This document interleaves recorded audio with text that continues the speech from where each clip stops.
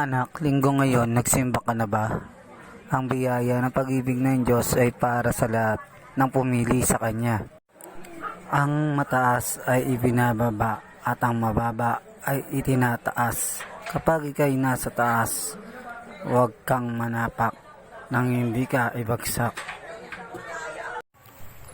Anak, mahal mo ba ako? Hinihintay ko lang na mahalin mo rin ako. At hinihintay ko rin ang pagbabago mo. Anak, nandito lang ako, lagi sa tabi mo.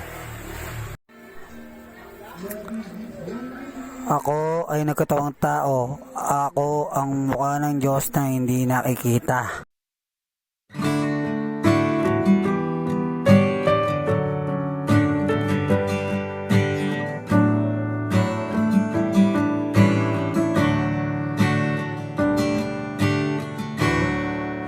Salamat sa iyo, aking Panginoong Jesus.